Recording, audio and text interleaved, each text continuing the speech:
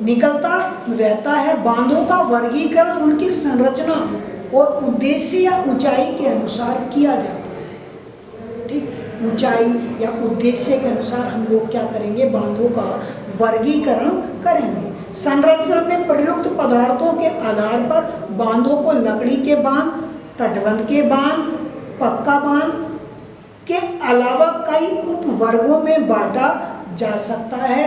ऊंचाई के अनुसार बांधों को बड़े बांध या मुख्य बांध, नीचे बांध, मध्यम बांध और उच्च बांधों में वर्गीकृत किया जा सकता है। ऊंचाई के आधार पर भी हम लोग क्या कर सकते हैं, अनेक भागों में बांधों को वर्गीकृत कर सकते हैं, जैसे मुख्य बांध, मध्यम बांध, नीचे बांध, उच्च बांध, ठीक, पक्के बांध, तटबंध के आधार पे बांध। तो अनेक भागों में हम क्या कर लेते हैं, उसका वर्गीकरण कर लेते हैं।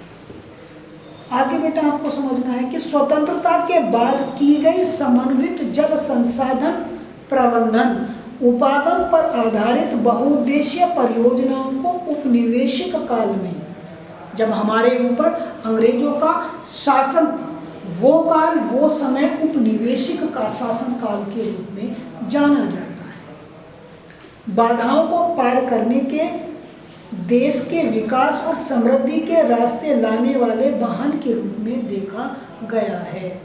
जवाहरलाल नेहरू ने गर्व से बांधों को आधुनिक भारत का मंदिर, भारत के प्रथम प्रधानमंत्री, जिनका नाम आप लोग जानते हैं, चाचा नेहरू की उपाधि उनको दी जाती है, ठीक, तो उनका नाम था पंडित जवाहरलाल नेहरू।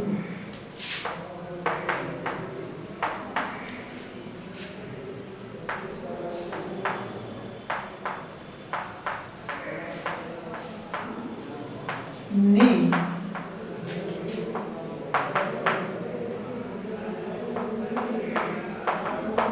बांधों को क्या कहा था, आधुनिक भारत के मंदिर, आधुनिक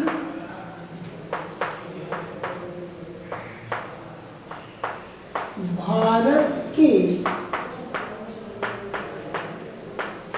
मंदिर कहकर संबोधित किया था।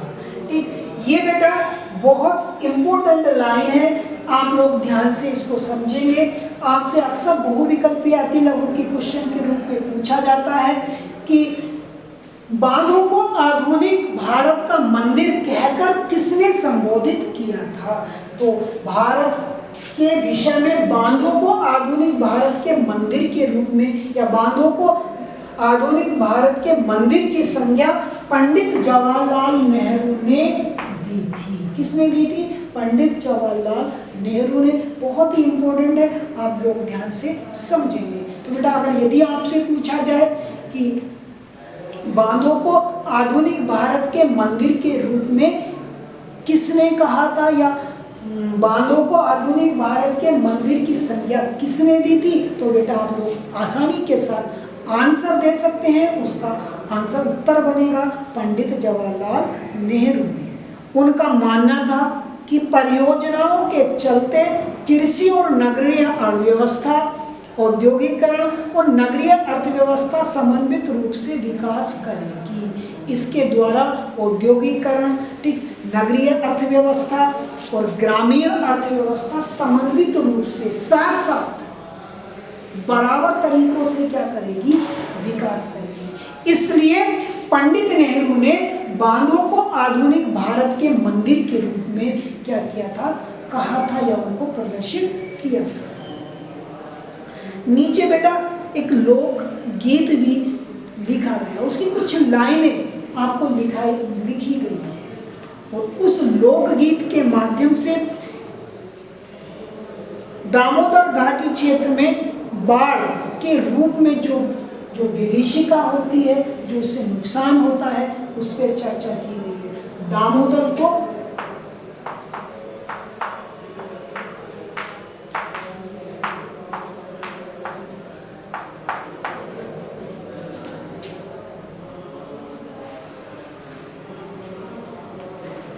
दामोदर नदी को, ठीक, नदी के द्वारा जो बाढ़ आती है, और बाढ़ के बाद जो नुकसान उस क्षेत्र में होता है उसको प्रदर्शित करने के लिए उस गीत को या उस लोकगीत को यहाँ पर कुछ लाइनों के माध्यम से दिखाया गया है। पेज नंबर 28 पे है, आप लोग उसको पढ़ लें।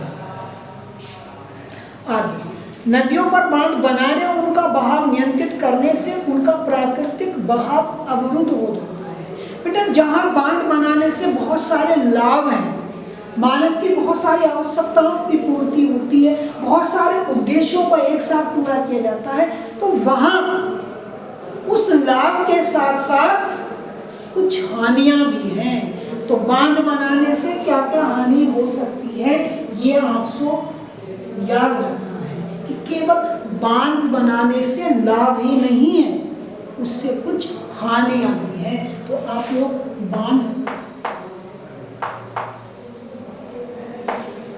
से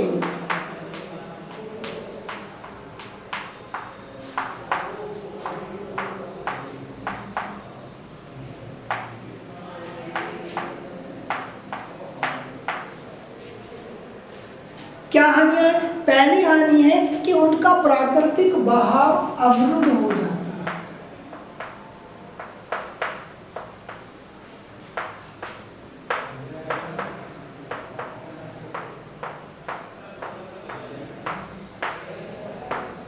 प्राकृतिक बहाव अवरुद्ध हो जाता है। जिस क्षेत्र पर कोई नदी बह रही थी, अब वो उस क्षेत्र पर उतनी मात्रा में नहीं बहेगी। क्यों? क्योंकि हमने बांध बनाकर उसके जल को नियंत्रित कर लिया है।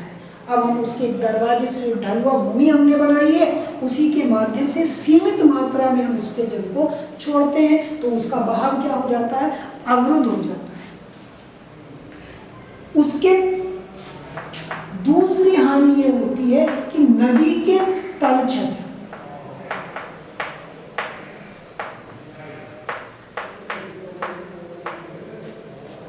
नदी के तलछट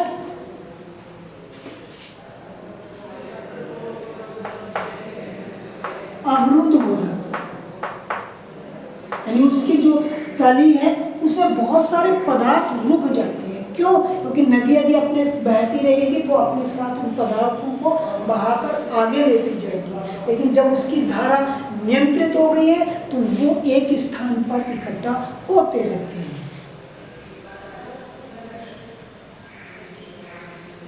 जलीय जीवों के आवासों में कमी हो जाती है।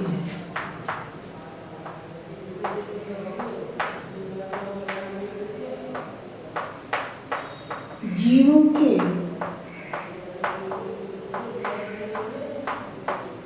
आवासों में कमी हो जाती है। ठीक, आगे, जलीय जीवों के भोजन में कमी हो जाती है।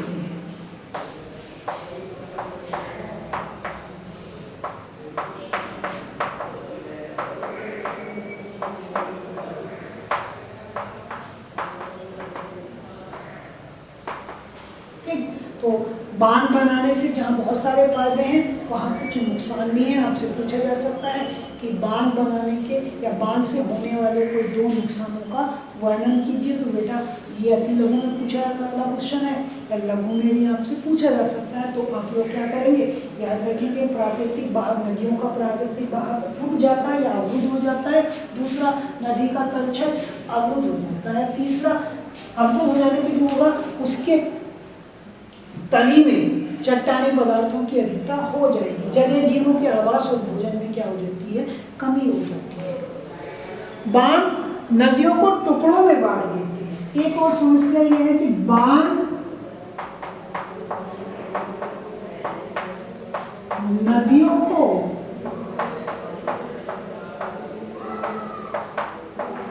टुकड़ों में बांट देते हैं।